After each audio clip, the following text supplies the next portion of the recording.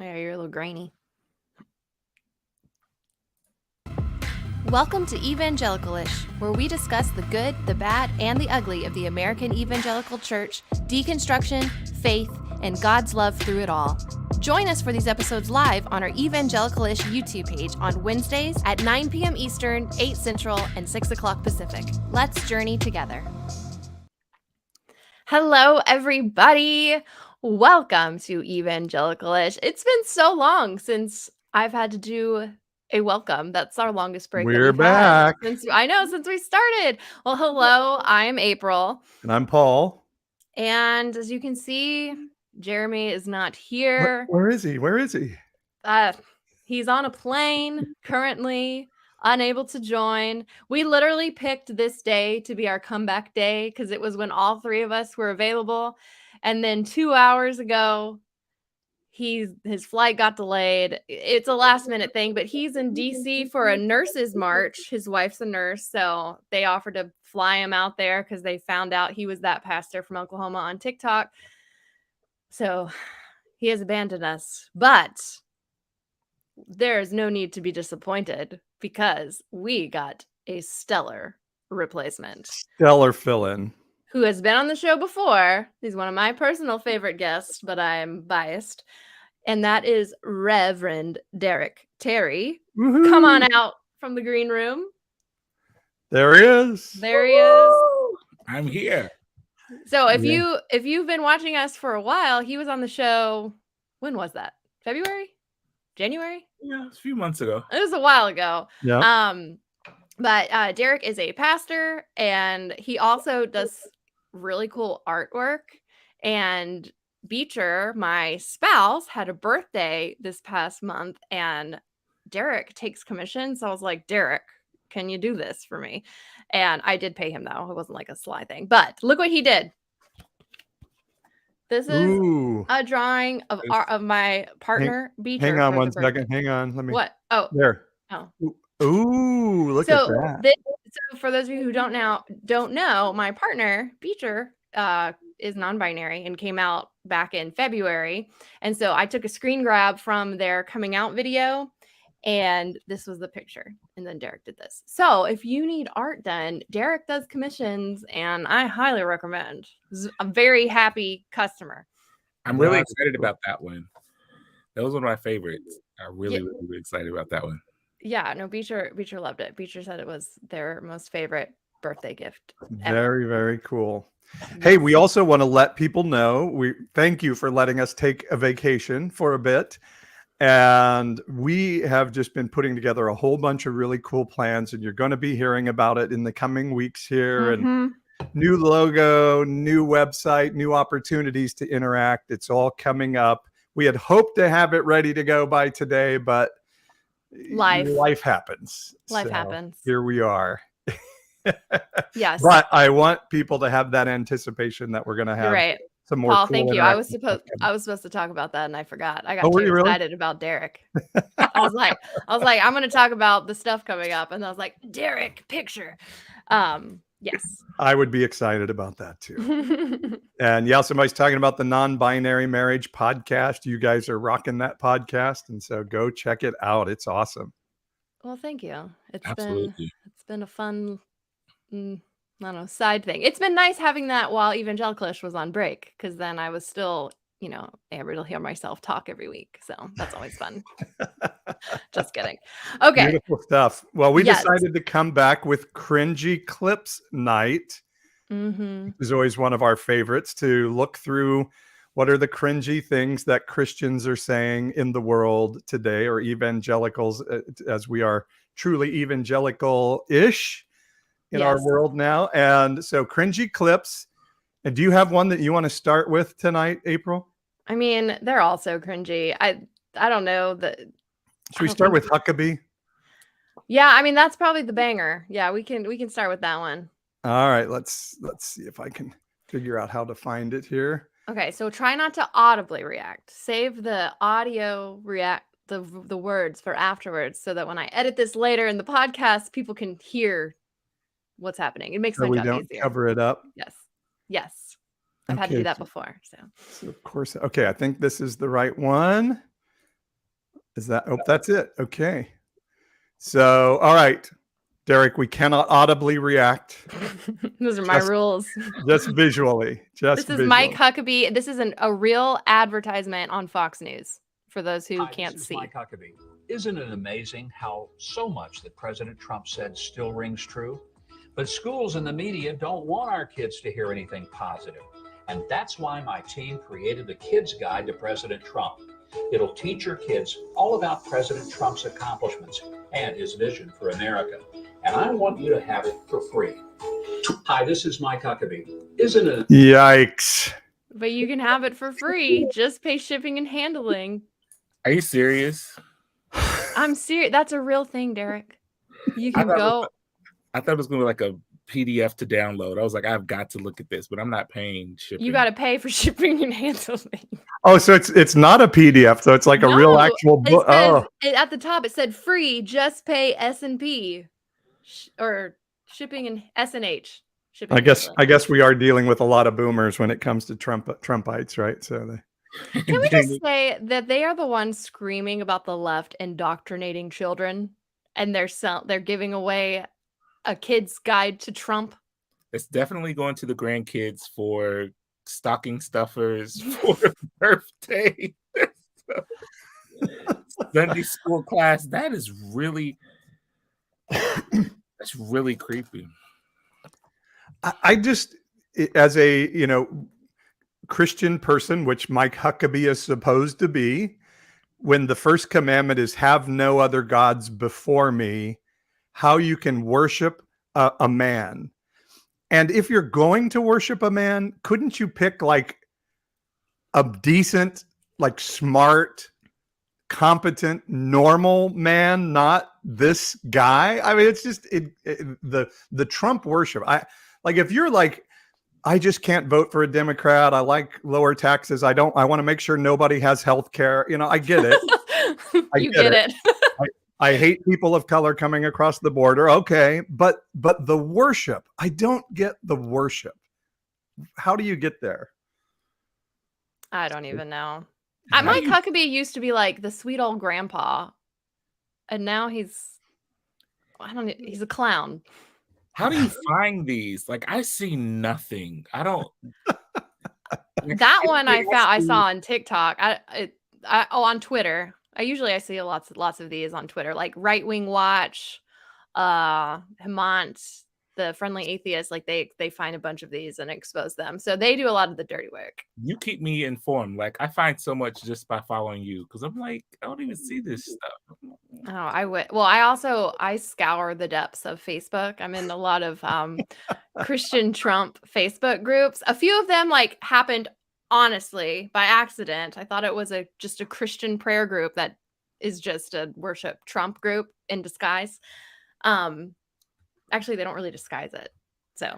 Well, that happens to me, because people see the Rev Derek, and so they follow me thinking I'm this good Christian preacher, and then some of the stuff I post, they're like, what kind of preacher are you? What kind of pastor are you?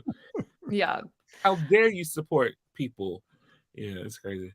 So speaking of people who have fallen for worship of Donald Trump, this next clip that you picked, April, happens to be a friend of mine, and it makes me incredibly sad, even though it's ironic and humorous. Do you want to introduce this one? This is Johnny Enlow, who is on this show. I don't know who this Steve Schultz guy is. But this is the Elijah List. You don't know the Elijah? No, I know him because I see him in all these clips, but his reactions always crack me up because they're all just like, wow. Like this is the Elijah List. It's the prophets of sort of my church lineage. All these prophets get together and prophesy, and not one of them prophesied COVID coming, because God would never have alerted us to that. But but they did. So yeah, Johnny Enlow is one of the Trump prophets, one of the many of people who prophesied that Trump would win. And did Johnny Enlow ever walk that back? Because a few of them did, but a few doubled down. No, he's still it's still. And by the way, Eve was framed. Promise was on our show. This is her father. So anyway, it's kind of sad, but this is I've heard about this clip. I haven't seen it yet, but here it goes. Covfefe is Covfefe. And so that's how it's spelled, okay? Covfefe. Can't do it with the fingers when I'm doing like this. But anyway, Covfefe. And yes, people thought that was an error for spelling coffee. Like they haven't learned yet that President Trump doesn't really miss anything. If something is spelled, if he leaves out an L, he adds an R, he does, it's everything has a reason and a purpose. This is very strategic what is taking place. So Covfefe is, there are three from the table of elements. CO is for cobalt, V is for vanadium, Fe is 2 molecules of iron.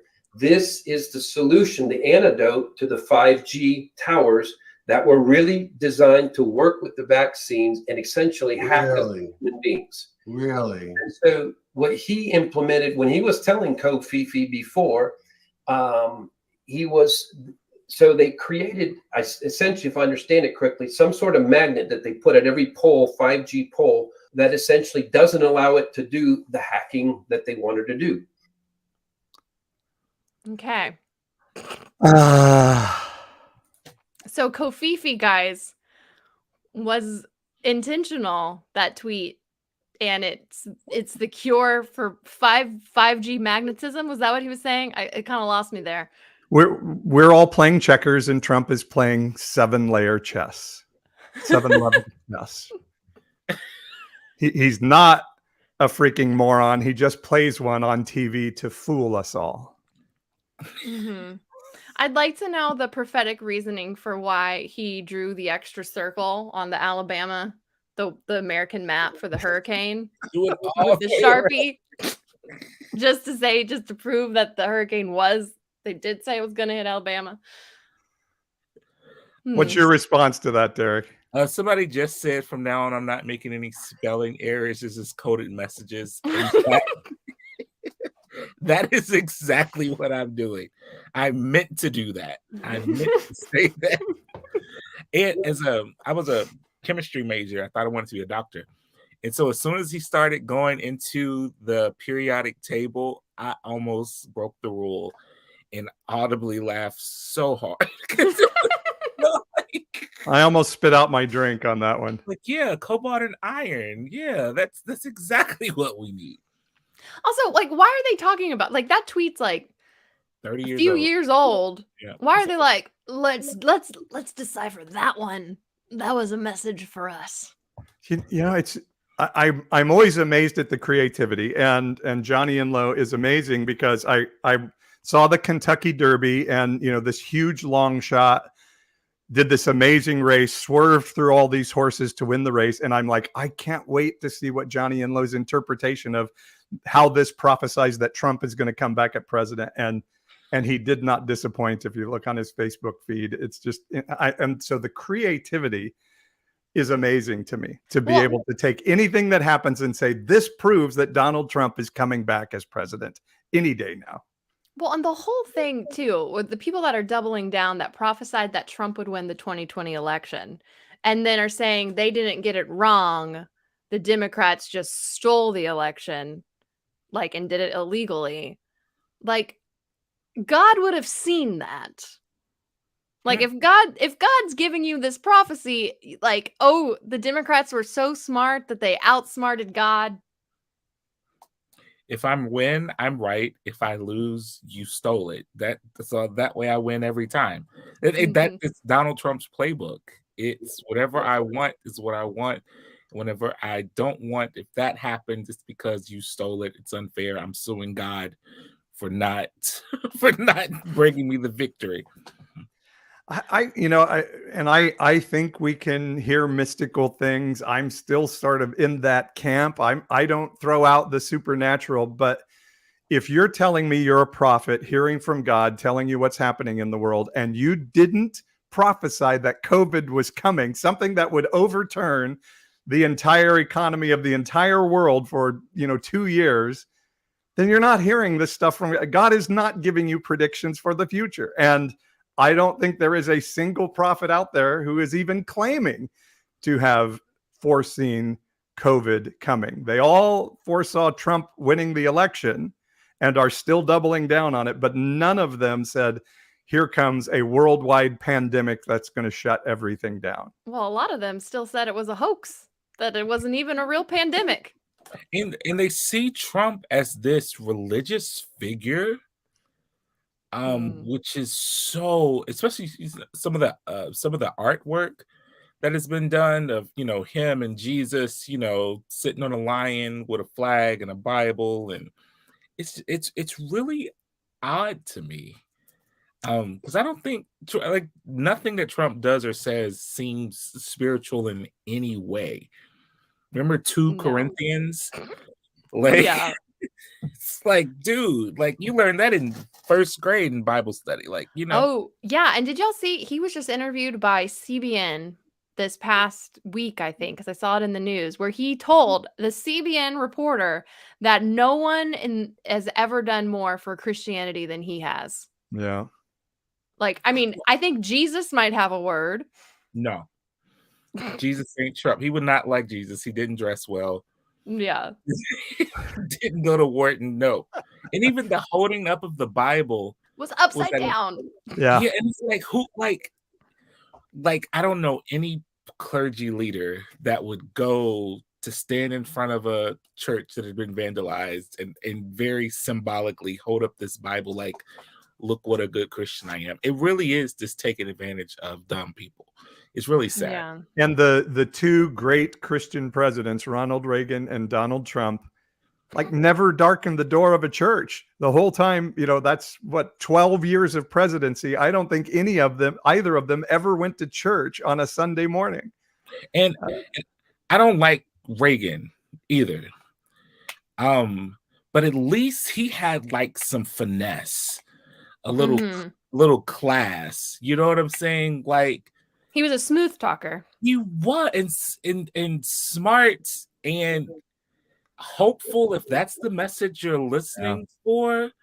I mean, he was an actor. He, you know, Right. he did a lot of shitty. Can I cuss? He did a You lot can, of. yes. He did a lot of shitty things. But Trump is just so rude and so crass, and I think that's why they like him. Like they want to feel. It's that whole strong man thing. It's Voldemort in Harry Potter. It's, you know, he's the power. He shits in gold toilets. I'm poor as hell, but if I support him, then I'm one step closer to my gold toilet seat. It's crazy. Well, like, yeah, like at least like previous presidents, as problematic as they were, like you were saying, could form rational thought and not just say like woman, man, camera. It's like this cognitive test. he's bragging on. April. It's all code. You just don't I understand. know, that's what I'm saying. Like he literally tweets an error and they're like, oh, it's the cure to 5G. Go Fifi. Even like Nixon literally resigned. Yeah. Like, you know, history can say, oh, we felt like he had to, and that was, but I don't think Donald Trump ever would. Like Nixon got caught and tried to play it off, but you know what? What's best for the country, I stepped down. And we just don't see that. Like, no. You know, Nixon showed up to other, you know, with other presidents, and you know, he was not necessarily redeemed, but he could actually walk back into the White House. No president's calling Trump to hang out, you know. And by the way, Reagan was strongly in favor of a guest worker program for undocumented workers. And he, as California's governor, signed the most liberal abortion law in the history of the United States before he became anti-abortion and became Christian at Jerry Falwell's behest in the moral majority. But abortion has been a big topic this past couple of weeks, of course. And as we're looking, this is what I found as the cringiest of cringy abortion videos.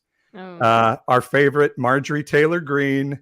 And this is from a clip from a show called The David Pakman Show on YouTube. But this is MTG talking about why women have abortions By the way, trigger warning, she is talking about abortive women and demons. So just be aware of that. And here is MTG. It's whispered softly and gently into your ears and into your soul. And he tells you it's okay. And he says, it's just this one thing. You're just going to get it done, get it over with. And then he tells you a promise. He promises you all these dreams that you have in your heart. And that's how Satan sells a sin. And that's how he sells abortion. He tells a woman that all you have to do is you're just going to go to this clinic, just going to get it over with, and then you're going to, that guy, he's going to stay with you. That boyfriend or the guy, whoever he is, he's going to marry you, sweep you off your feet. So the reason women have abortions is because Satan is whispering in their ear that a guy's going to stay with them. Yes. And marry them. It sounds weirdly specific, doesn't it? Projection, perhaps? Are you talking about anyone in particular, Marjorie? She is off her rocker, just all around. And I often wonder, like, are these people serious?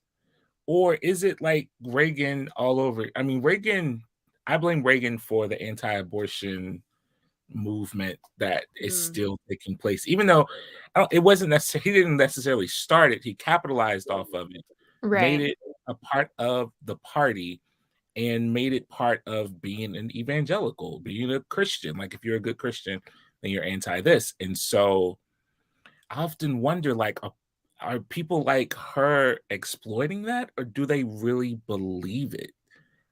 With her, it's hard to tell because she says the crazy conspiracy stuff, like Jewish. She said something about Jewish. What was it? Space lasers. And like. So we have the Space Force now, so we're good. April, let me ask you though. 5 years ago, you hear that clip. What do you think? We'd have to go back further. 5 years ago, I was like silently being like, what's happening? 10 years ago. 10 years ago, I was super, super pro-life, and I would have been against. I would have probably said that abortion is always wrong, but I was always on the team, like with, in case, like the exceptions, like. Rape and.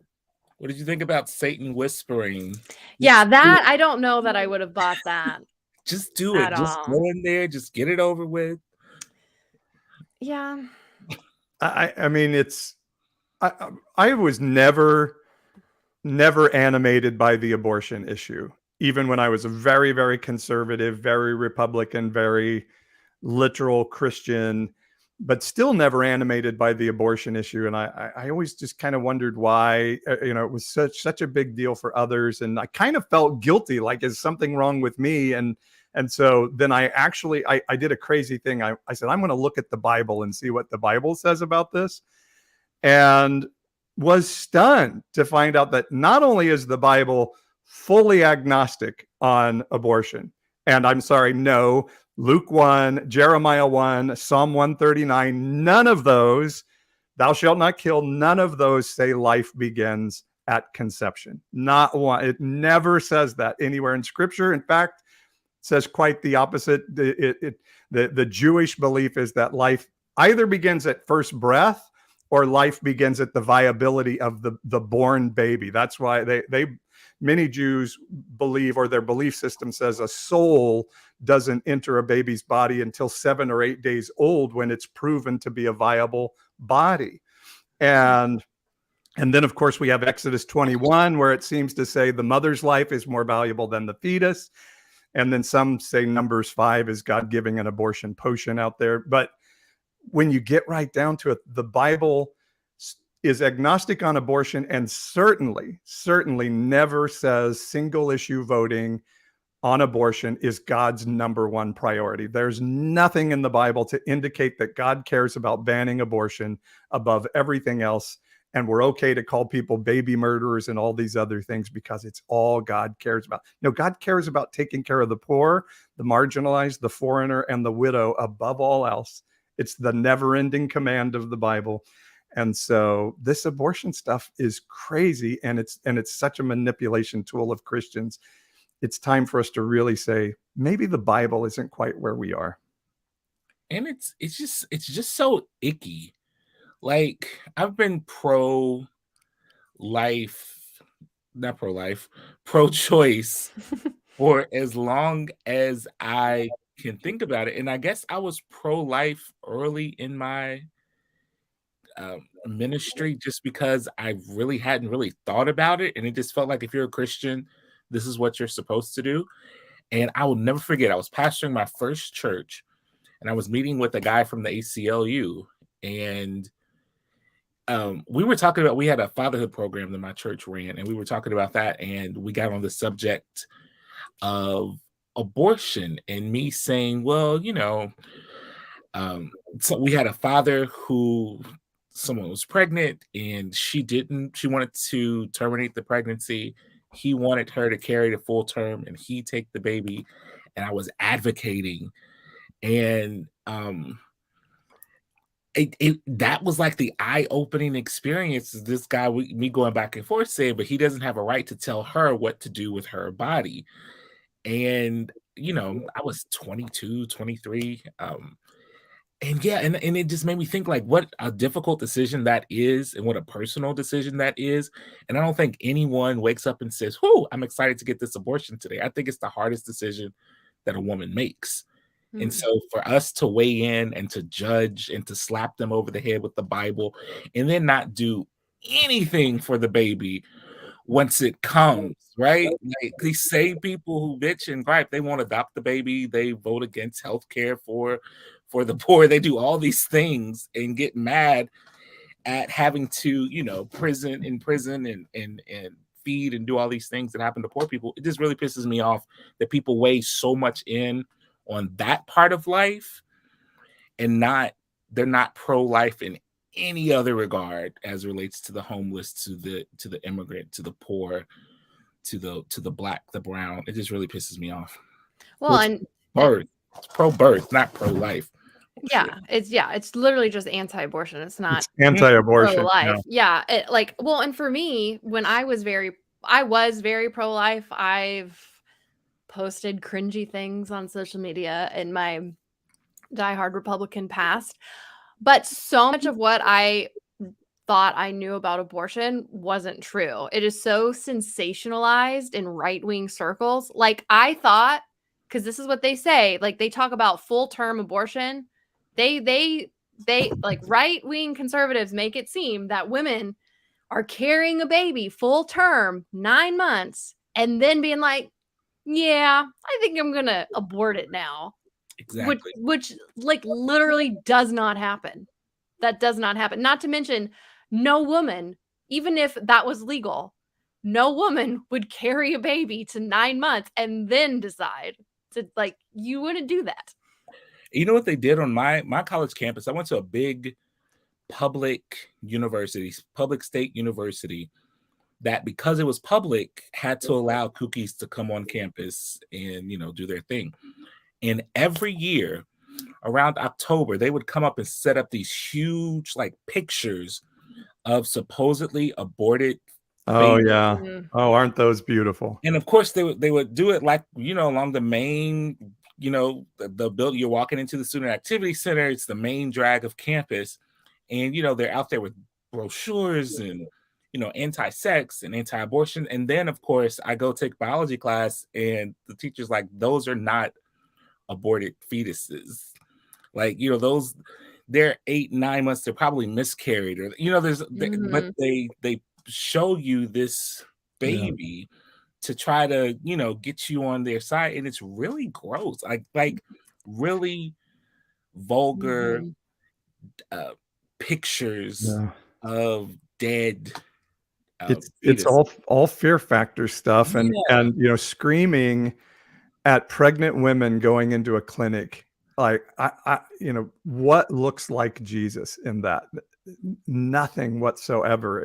It's awful. And Psalm 139 that all my anti-abortion friends point to, says God knows all of our days before there was one. So I ask my anti-abortion friends all the time, well, then is God surprised by the abortion? Is he taken back and caught off guard by the abortion? Or did he, you need a bigger God. If that is a soul in that uterus and your God is as big as he says he is, then he can provide a destiny for that baby. I don't believe that's a soul in there. But if you do, then you need a bigger God who can either save the baby from the abortion or has already created an eternal destiny for that baby. And by the way, if getting to heaven is everything in Christianity, then that baby never has a chance to sin and go to hell for eternity. It goes straight to heaven. I mean, it's a very convoluted belief system, and ultimately really comes down to the things that lessen unwanted pregnancy. I mean, that's what we should be fighting for, is less unwanted pregnancies. Well, because that's the actual problem. That's how you actually save babies, right? Yeah. So healthcare, access to healthcare, access to sex education, contraceptives, abortion pills, the Plan B pill, and then healthcare, childcare, parental leave, all the things that can actually help a woman make a choice to carry that pregnancy to term. Pro-lifers, and I use that in quotes, are against it all. They're against all of it. All of it. And the very sad thing is, like, once Roe v. Wade is overturned, it hurts the marginalized, the oppressed, the poor more than it hurts anyone else. Abortion has always been available to rich people. Yeah, Marjorie Taylor Greene's daughter is going to get the abortion when exactly. And it's safe because they will fly anywhere, drive anywhere, pay anything to have a safe, reputable physician do what needs to be done. So people who can afford to fly to a different state, to move, to do, they'll still get their abortions. But what it hurts is those poor, the marginalized, the oppressed, those on the fringes who really don't have all the access that they need anyway. And people will take it into their own hands. And there's just a history of what happens when people are desperate to control family size. And that's one of the main things we see all over the world. Is one of the major forces of poverty is not being able to adequately control family size and kids spacing and all of those things. And to be clear, I've talked to Jewish rabbis about this, and the Jewish Talmud did provide for a woman to end a pregnancy if she's in distress, it says. And distress included financial distress. If she could not afford to provide a life for the baby, that was considered a distress worthy of ending a pregnancy in Jewish law. And it's why almost universally our Jewish friends are pro-choice, including every Christian's favorite country other than MAGA land, Israel, where abortion is legal and paid for by the government, which we fund with like $3 trillion a year. So just so you know, your favorite country, MAGAites, is a pro-choice country and paying for it through federal tax dollars. Well, and to Derek's point too, like we've heard about the coat hangers in back alleys from, before it was legalized in the 70s. And we're just going to go right back to that, because women who are desperate, who don't have the financial means, are going to take it into their own hands. And that's why I say, like, I would, like, pro-life is a kind of a cringy term now, but I would technically, like, I am pro-life in the sense that I want to stand for policies that save and protect the most lives. And for me, like, actually the most pro-life stance is to be pro-choice, because now, one thing, you're not actually getting rid of abortion, you're just getting rid of safe abortion. And now women are going to die because they're going to take it into their own hands, because they're going to be that desperate, because we don't have the other policies in place. We don't have universal health care. We don't have family leave. We don't have good child care. And a lot of these women, are in abusive relationships, and sometimes the abortion is what gets them out of it. If they have a child with an abusive partner, then that traps that. Like, partners use children to trap women in abusive relationships. Like, there's so many layers to this. And the right-wing conservatives, like, they don't actually care about that. Not to mention, there's already cases in Texas of women who have had a miscarriage after the 6-week mark having to prove that it wasn't a crime. Right. And that's my issue, is because, on my Facebook right now, it says this pastor is pro-choice. So of course I've gotten some hate. And baby killers. And I'm like, I don't think anyone wants a child to be aborted. No one wants a person to make that decision. It's not it's nothing to celebrate. But what I'm saying is, I do not have a right to force someone else to do something simply because of my views, my opinion, my beliefs. I have to trust that family, those individuals, that woman, to make that choice for herself. And I know that's the hardest choice in the world. And listen, again, if somebody truly believes a baby is being killed, which I know some of my friends do, I can respect that. I can respect that belief. But at least let me make a case for why it's not. And also why Jesus, were he here in the flesh, would be understanding of the situation. He would sit with that woman and hold her hand through the process and bless her healthcare providers. He wouldn't be screaming at her going into a clinic. And so I can respect your belief, and I get that you feel terrorized that babies are being killed, but still understand who Jesus was, who he sat with, who he protected. And I think he would not be a part of this anti-abortion extremist movement of the church. So that's the argument then. Whenever someone does something bad and they say off with their head, we say, no, this was a baby that could have been aborted, that we saved, and they grew up. And because I'm anti-capital punishment. For I just don't.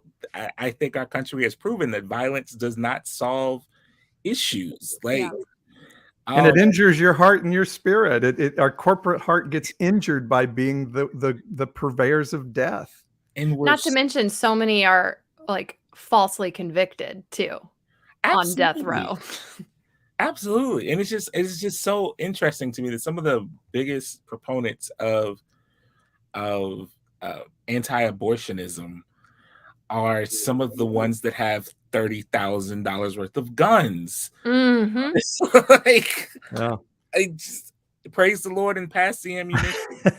And love that we spend more on our military in the United States than the next 7 largest militaries in the world combined. It's crazy. Also, the fact that they say, like, with the whole gun control argument, right? First of all, they sensationalize that by saying that liberals just want to take away all of your guns, which maybe there's a few, but I haven't seen that advocated on a large scale. It's literally just like no automatic weapons for obvious reasons. And I do say, why do you need like an arsenal? Why do you don't? Why do you need so many guns? And why do you need a gun that is specifically made to kill a lot of humans in a short period of time? Right. But there just isn't any reason. And other countries have banned them and shootings went down. I mean, we have data to prove it. What a concept. But it's interesting to me is the argument that like pro gun control people make is that, you want to take these weapons out of people's hands. And then conservatives say, if you just ban them, they're just going to get them anyway. They're just going to get them and it's just going to be illegal. But then on the flip side with abortion, they think if you ban abortion, people are just going to stop having abortions. Good point. I knew our country. My grandmother used to have a saying: anything something was real bad, she would say it's gone to piss. It's like turned into piss. That's country. So I knew our country turned to piss when Sandy Hook, when all those little kids. I mean, these are little kids at an elementary school. When I, as a pastor, go to the elementary school in my community, at where my church is, it takes me 20 minutes to get in because of all the safeguards, which I appreciate. But it's still like, this is not my experience when I was in elementary school, right? When all those kids were killed and nothing happened, like nothing, that was the grossest day. Like the Congress did nothing and had the audacity to shame the parents and well, they're just sensationalizing their children's death and blah, blah, blah, blah, blah. And people got mad at Obama for crying because, you know, he's supposed to be the leader. And why is he crying? It's like little kids went to school and died. Yeah. Like, That Sandy Hook was really the reason that I switched from being against gun control to being for gun control. Because I was like, like that to me, I was probably, I was in my young 20s. That's not the word. Early 20s. Early 20s. The young 20s. The roaring 20s. The roaring 20s. Yeah. And I remember like when that happened, I was like, that was when I started asking, like, why do people need automatic weapons? Yeah. I was Like, around why? I was around that age too, and I actually had 2 guns that I took to a gun buyback because I was like, I'm not going to kill anybody. Yeah.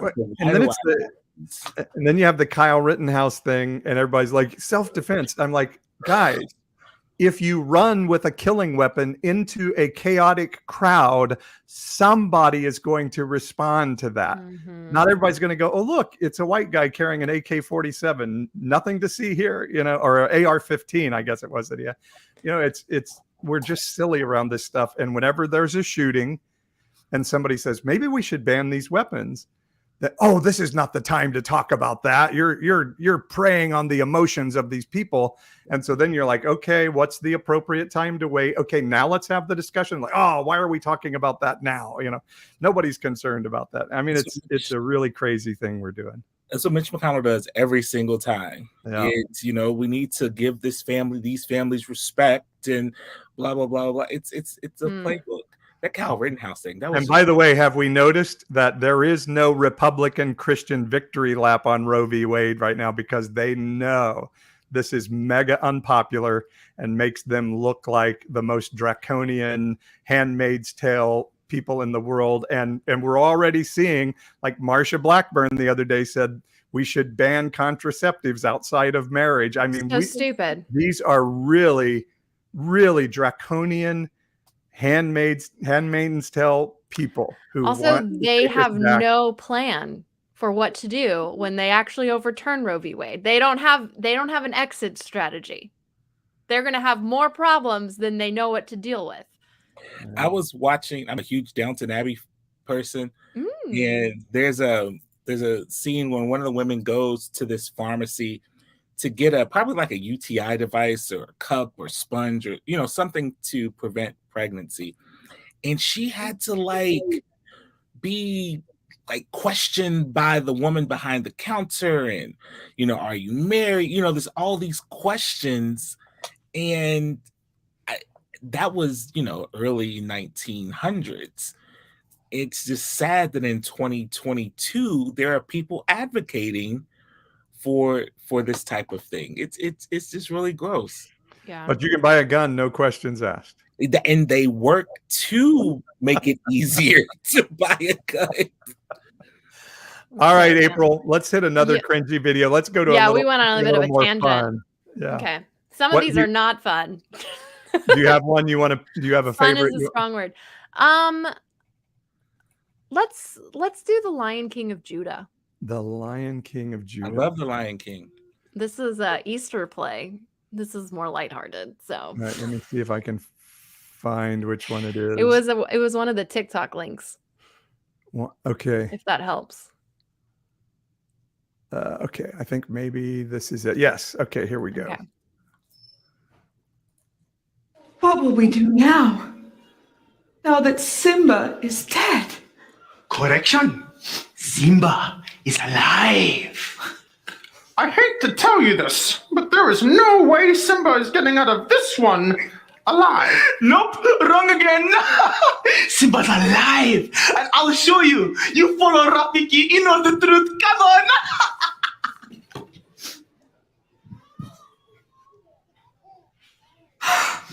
What? I don't believe it! I thought you were dead! I was dead, but I have risen, and I will live forevermore!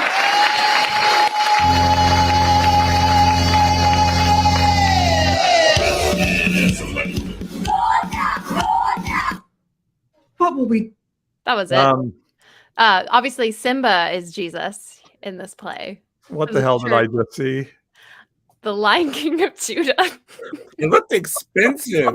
As a pastor, I'm like, how much money did they spend on this? Honestly, Rafiki, whoever that actor was kind of slaying. Like, he owned that role. I'm like, this looks pricey.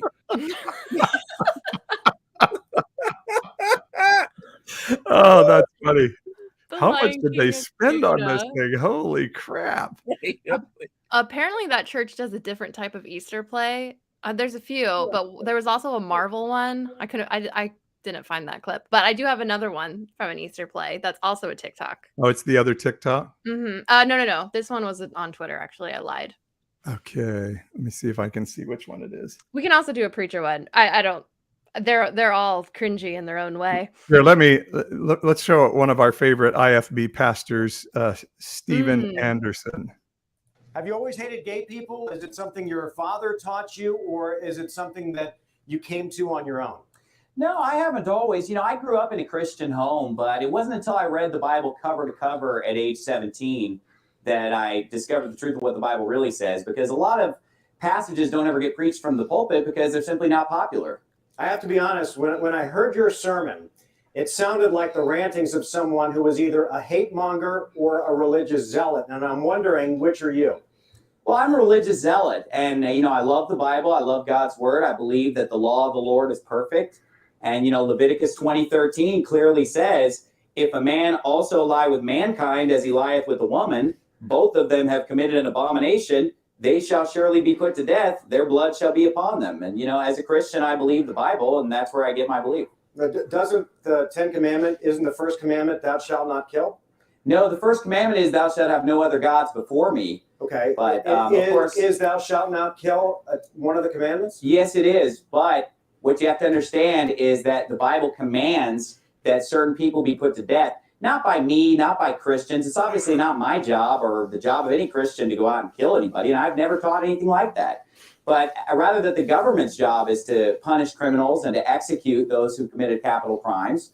And according to the Bible, homosexuality is a capital crime, and I didn't write the Bible. What if I...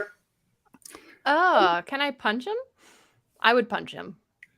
Punchable. I would allow violence. How do you, if you read the Bible from beginning to end, those 4 or 5 clobber verses, that's what stands out? Like 30,000 verses, and those 5 are the ones that, like. Also, the fact that he's like, I would never do the violence. I would just encourage others. I'm just encouraging other people to, so I'm not violent. Like, what? Oh my gosh. People are like that. It's so funny. I'm so far removed that I forget. And he was so serious. God. Shelby said, all I heard was a loophole for lesbians.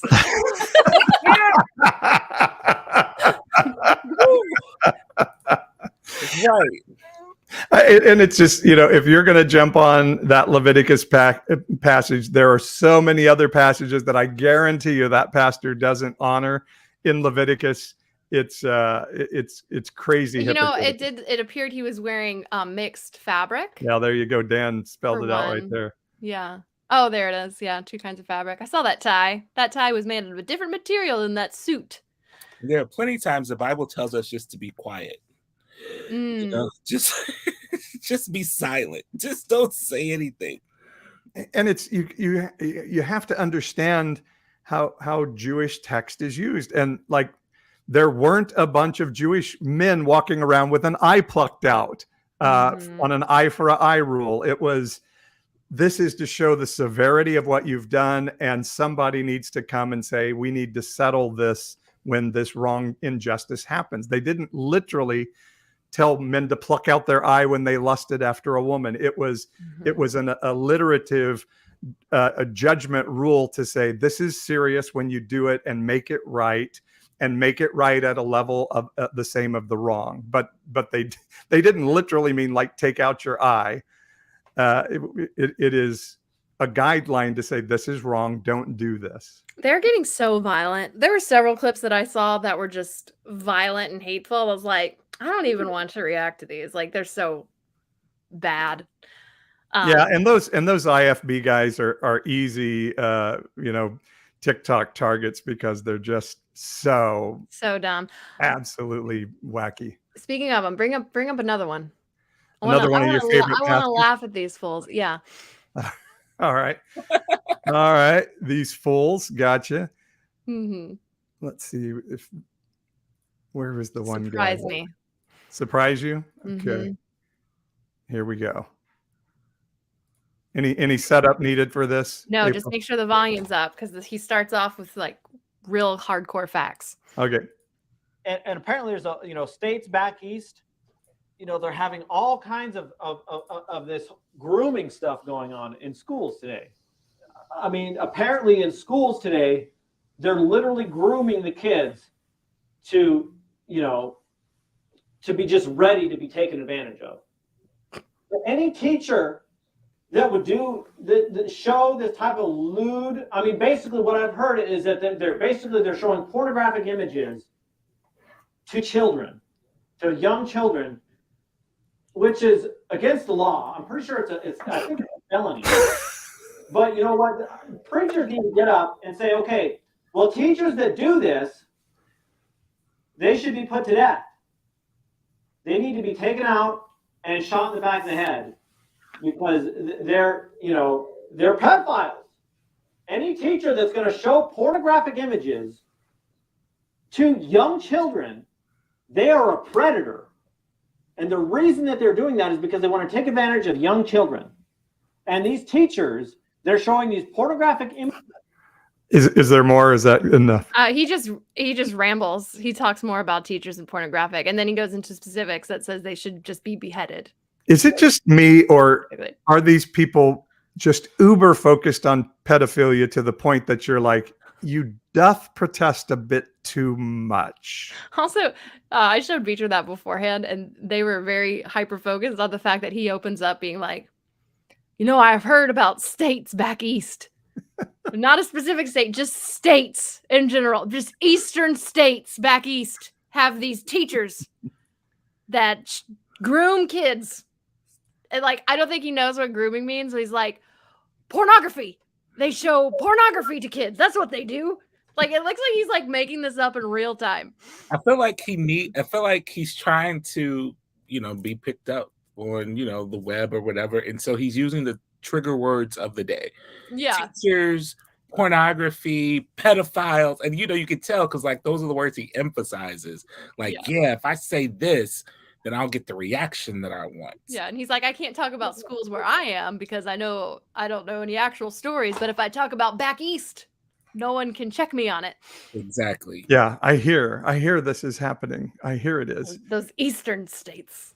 Yeah, they're all evil back there. They're all evil. All right, here's another one for you, April. And his train filled the temple. Now I got to stop and kick this dog for just a second. This is not referring or in reference to a woman's wedding dress. This is in reference to a kingly garb, a kingly robe that would have been worn, and in fact was worn by many historical kings in the past, where this robe, this outer garment, would have had a long train, right? It would have draped down, but it's not referring to the fact that Jesus was wearing some dress or some long robe, right? Jesus wore pants. Just like every other man in the Bible, he wore pants, right? And his train filled the temple. Now I got to stop. What did he say? This is not. Wait, what did he say? Right? Hold on, go back.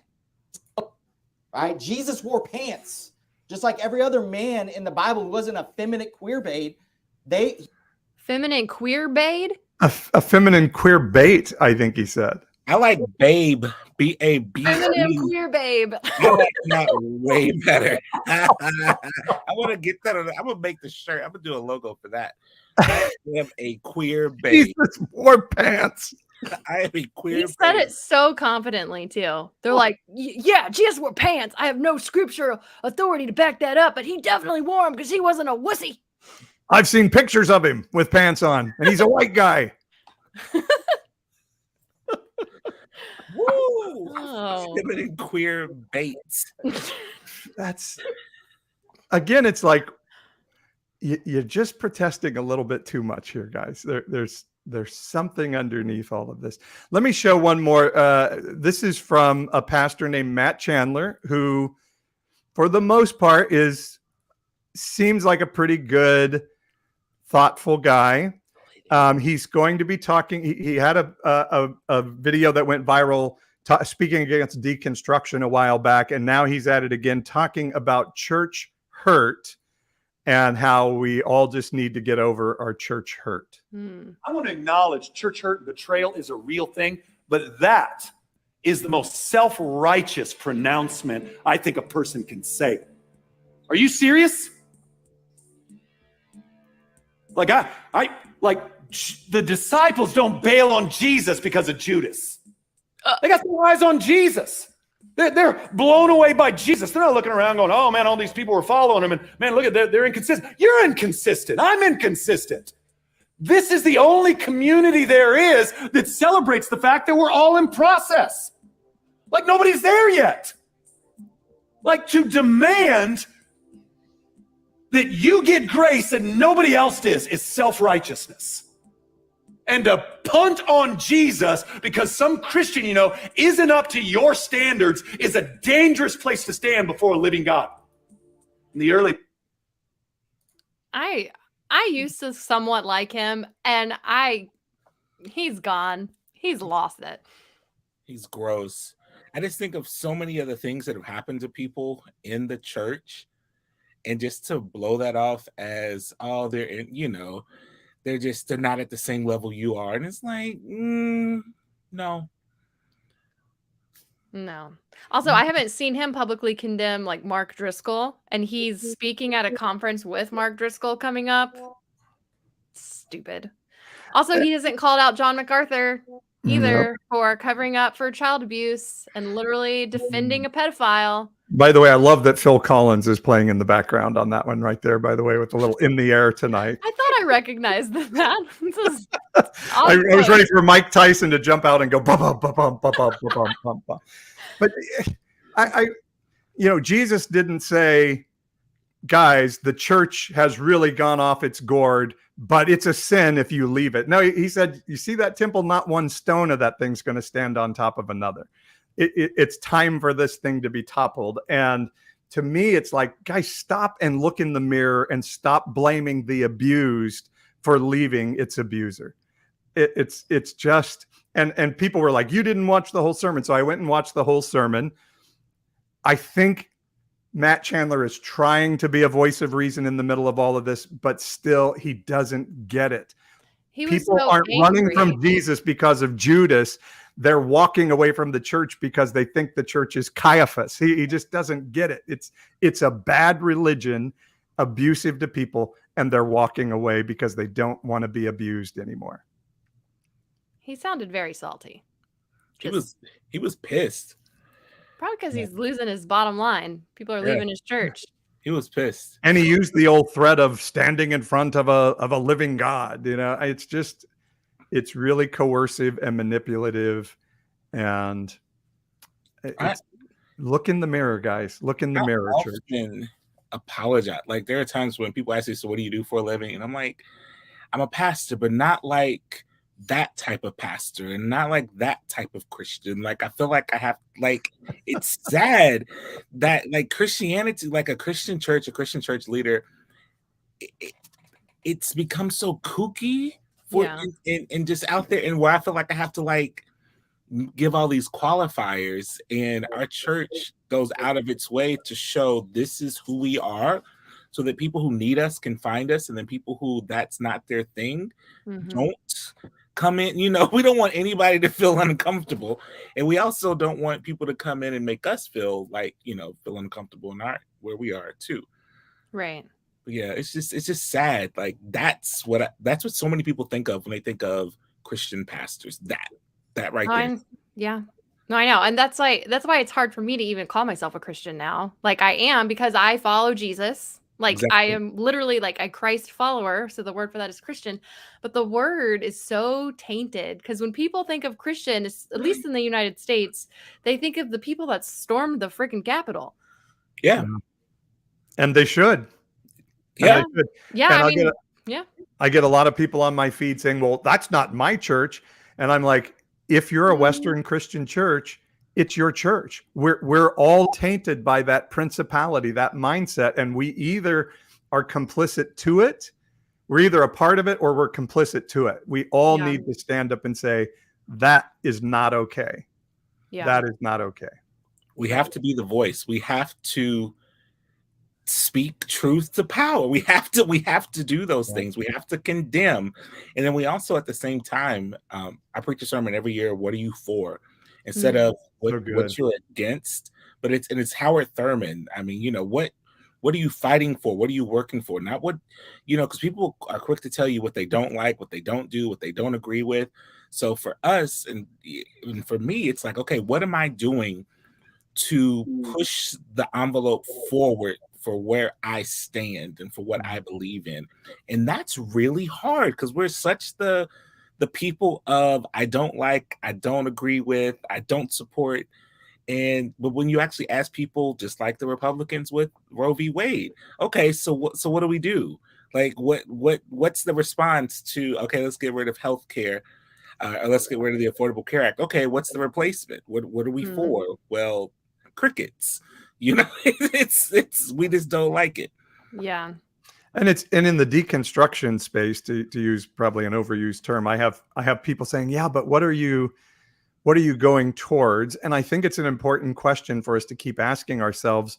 But sort of my response to that right now is we're still in the grieving phase. Let's not hurry the grieving phase. And I tell people, you can be pissed at the church, and you don't have to get over it in a day. You don't have to just ask Jesus for grace, which is what Matt Chandler is saying here. Like, just go to Jesus and get over it, or else God's going to be angry at you. No, I think we're still in an angry phase, and we get to be angry and work through the hurt and the grieving of losing a community, of losing a belief system, of losing an identity. Those are big, big things that you don't process in a day. And so I still think we're sort of in a corporate processing phase right now. And for me, it's I'm quick to say, like, multiple things can be true. True. So, like, a lot of places can be really shitty. A lot of people can be really shitty. I can be angry at the shitty stuff, but I can still find what I need for my peace, for my sanity. And that they can all be true, and they can all need work. And, and I think so many people we're so simple in that we want everything to just be black and white and this and that, or, good or bad. But this is complicated. And what may be true for me on Monday morning may be different for me Monday night. I have a right to change my mind. Yeah. Like, I just like, this is hard stuff, and I'm not going to let anybody pressure me into anything, know? I think the biggest learning curve after leaving evangelical spaces was getting used to not having a black and white belief system, because I still fall into like old tropes of thinking about things in a binary. Something is either right or wrong, just because like my entire life was ingrained that way. And so just learning to sit in the nuance of it all, and also not have to push myself to stand on like a side necessarily. Like, I'll stand on the side of human rights, but as far as like specific theological beliefs and like different things that the church says like we have to take a stand on, I'm like, I don't, because even if I did take a stand, I'm probably wrong on it anyway. So like, just being okay in the gray area, and like being okay living there. Something happened at my church on Easter. So, a lot of people came that never been there before, of course, or people who only come a couple times a year came. And we have something where we have joys, concerns, prayer requests. So one of the joys, someone who had never come to church before, a young adult, I hate using the phrase young adult in church, but they were pretty young. So 20s, they were celebrating a person of trans experience who just had top surgery. And this is their first time coming to church in years, but they felt safe enough in our space to share that as a joy. And I'm almost in tears, not because they had the top surgery, but that this is a space where they feel safe and comfortable, and people celebrated that with them and clapped. And, it was a beautiful thing. And so all that just to say is that even in the midst of all the foolishness, one of the things that I really, really, really try to do is to find those moments, because sometimes it can feel okay, what I'm trying to do, the work I'm trying to promote, I'm losing. The cookies are winning.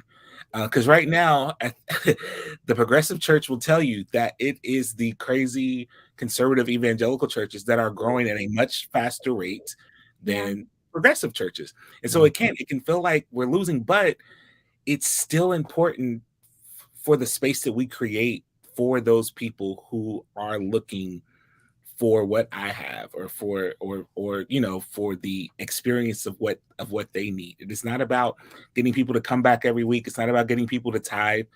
It's about helping people to find hope, love, peace, joy, encouragement in that whenever they're looking for it, they know where they can find it.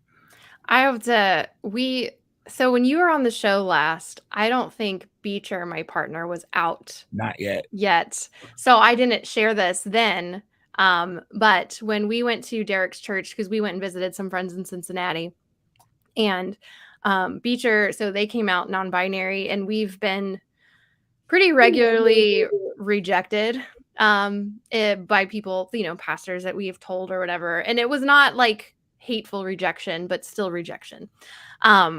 And so, but Beecher, and I'm not as much needing a church community, but Beecher really loves that. And I would be for one if, we find an affirming one. But anyway, all that to say is we had been through the ringer of knowing how unaccepted we were because Beecher's non-binary and we're in this queer relationship that the church doesn't really know what to do with, because there's no real quote unquote sin that they can point to that we're doing, but they also don't like it. But we walked into your church, and Beecher wasn't full femme, but was wearing something a little more femme, and was just Beecher, was totally themselves, and was accepted and was loved. And we were all Beecher and I were both crying through the service because we felt seen and accepted. And there's something so beautiful about going to a place where you can actually be yourself and worship God, who's been weaponized against you for however long, but be in a place where you can actually be seen by the God that truly loves. That's the Christ that I serve. Beecher and I afterwards, that's church. That's supposed to be church, where you can just come as you are, which is how all these evangelical churches say. They say all are welcome, but there is fine print. It's all are welcome as long as you conform to how we are. But your church was just all are welcome, period. And that is a very beautiful thing. I like it. You made me cry. I was crying. You made me cry first. Okay. Before we end, I do have, it's just one more cringy song, parody song that I really want Derek to see. You too, Paul, but especially Derek. Is that the which one? It was on Twitter. It says, the caption says, "I don't want to be a Christian anymore." This might be the end all for me as well, but. Is this the one? Yes, this is it. Okay. All right, here we go. This man was ice cold, placed in the tube to save his soul. This song for them hood girls, the whole world straight masterpieces, teaching about sin, became a lost in the city. Got nailed on the cross of town, but now he's back and he's living. I got caught. That's it. I don't have the whole clip. That's all I got for you. Is that a Back to the Future remake? It looked like it. That's what it looked. Again, I asked, how much? I'm telling you, what's the budget?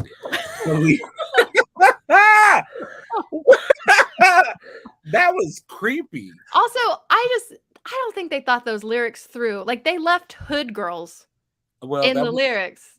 I didn't understand that like lyrical choice with like the parody that they were trying to do. And hood girls is kind of problematic. It's just I hope they're paying for the rights to Bruno Mars song. You know they're not paying for the rights for that. Jesus paid it all.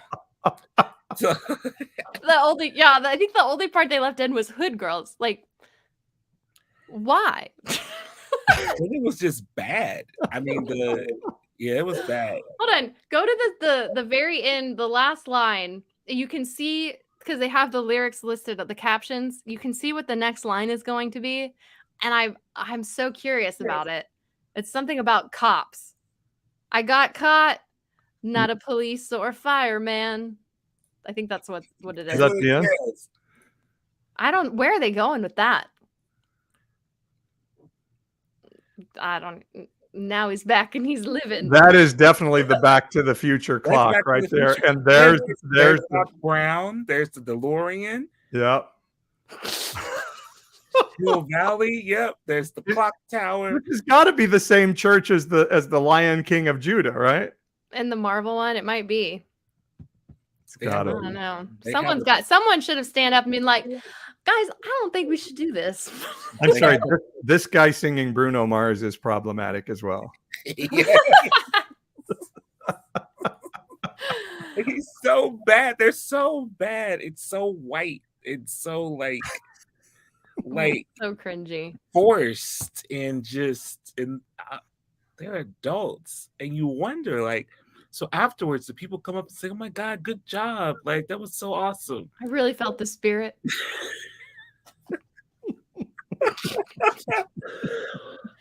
I was anointed. It wasn't us. It was Jesus. Well, no. Jesus would have done a better play. Yeah, it wasn't that good. Jesus would have said, "No, we're not doing this." Yeah. Just give me a boat. Nip that in the bud. And some fish. And like I wasn't nailed to the cross for this. Not for this. I didn't die for this. Can we just say thank you to the Evangelical Church for giving us a never-ending supply of cringy videos? Never ending. There's, oh my gosh. So great. Derek, thanks for being with us. Thanks for having me. This is the weirdest end to my day ever. I know. I texted Derek like 2 hours before the show. I was like, I know this is last minute, but do you want to come on today? Remind everybody where they can find you, Derek. So I'm on Facebook, Instagram, Twitter, YouTube, and TikTok at Rev Derek Terry, RevDerekTerry.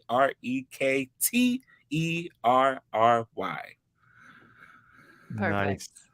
Well, April, glad to be back after our layoff and all break. Our friends with us. Yes. We'll see. Well, do we have anything else we have to say?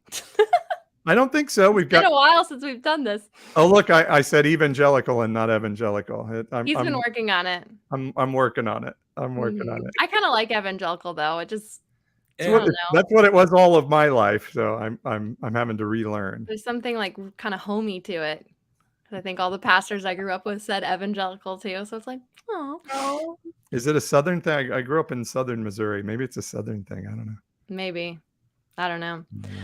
All right, guys. Good night, everybody. Be good to one another. Love yourself and then love your neighbor out of it. How about that? Good to see you, April. Good to see you, Derek. Good to see you all. Take care. God bless. Peace. Night, guys.